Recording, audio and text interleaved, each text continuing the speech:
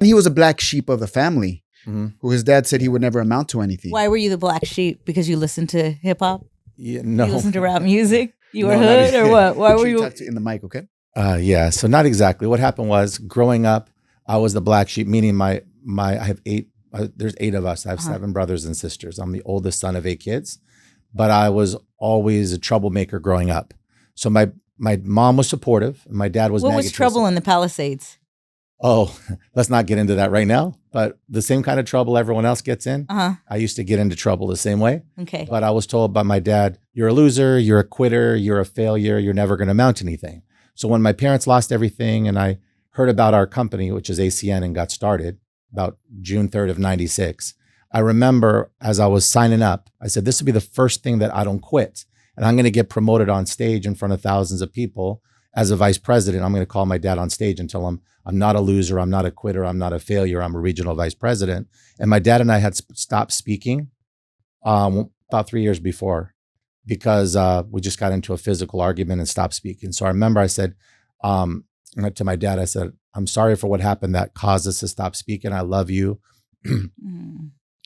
And I hope that we could be friends. And I remember he came over and gave me a hug. I was 29 years old at the time.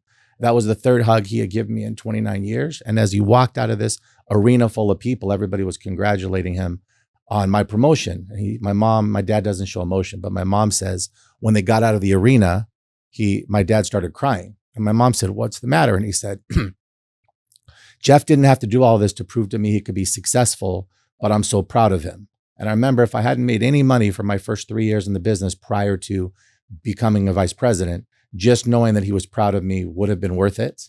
And since then, I bought my parents $1 million home in San Diego and was able to help them because of our business and residual income. That's awesome. And so did you ever have kids yourself? I have 2 daughters. So did you do it differently a little bit as far as the love and the showing of love? Yeah, actually, my dad never told me ever that he loved me. He didn't give us hugs. I tell my daughters I love them at least 5 times a day. I give them hugs and shower them with affection and tell them all the time, you can do it. You're a champion. This will get me emotional, but I say, you're beautiful. You're amazing. You're smart. Which is actually the opposite of what my dad ever told me growing up. And I don't want to criticize my dad. That's just his upbringing was that if he told his parents, I learned this story later, if he told his parents that he loved them or showed any affection, what I learned years later is they would lock him in the closet.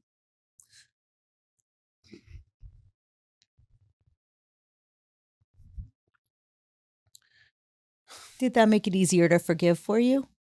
I think telling this story so many times was therapeutic for me. So after telling this story and actually helping my parents and everything, now, believe it or not, I have just as good a relationship with my dad as I do my mom. And he's really supportive and positive now in comparison. Because the understanding and communication of what he had been through and just breaking the cycles. I mean, you and your dad were cycle breakers. I mean, that's exactly what I was talking about when I said it's not about what you did with residual income or what you did. I mean, really, to me, what makes you as a human is the fact that you and your dad are cycle breakers, that you and your dad, and that you were able to go back, because some people can't forgive their parent for whatever trauma was put on them. You were able to go back and understand what your dad had went through, and then now share that story. And the person that's sitting here watching that might be like, I don't forgive my parent for this or that. Well, why have you ever really sat down to try and figure out why your parent might have done that, or why you're and just really learning and really being compassionate, and I'm not excusing behaviors, and I'm not telling people if you feel like you need your boundaries and this is a person that is toxic and should no longer be in your life. If you truly feel that for your soul, that's also okay. But to be able to explore the relationship like you guys did, that's beautiful, especially as 2 men. Yeah. And what I found is when I was carrying resentment or I was mad at my dad and we weren't speaking, it was probably heavier on me than it was on him. He probably didn't even really know how I was feeling. But once I forgave him and let it go, for me, it was a relief. It was a weight off of my shoulders. So I just learned it's better and easier to just forgive, but not forget. Yeah. Just forgive and open that door. Just let, to that even relationship. just if you can't forgive, even just the factor, and I know you know this one, Miranda. Yeah. I think where I caught a lot of my freedom when I went through that dark space, I mean, that was like a 5-year time for me. And it was in the middle of like the most important time of raising my kids too, like the most important time for them. But I think when I was able to kind of finally find my way again is when I just let it go, when I was able to let it go, not necessarily, I don't want to ever say that you can forgive everything, because there's some days where you think about it and the trauma comes back up, but just to be okay. This happened. This is part of my story. I'm going to let it go. Yeah, that's powerful you say that, Khool Aid, because my mentor says, can you be okay with just being okay? Yeah. And can you be okay with that? And, most people will say, I can't be okay with it, the way things are and the way things weren't. Why can't you be okay with it? And, with what you shared, Jeff, you truly had transformation in the last 20 years that I've known you. And like Khool Aid said, you broke the cycles, and your 2 daughters, beautiful and smart, and they're like your little mini-me's. You invented a whole new conversation of what it is to be a dad. And you invented a whole new conversation of who dad was for you. Yeah. Because before you had him in a conversation that wasn't too empowering.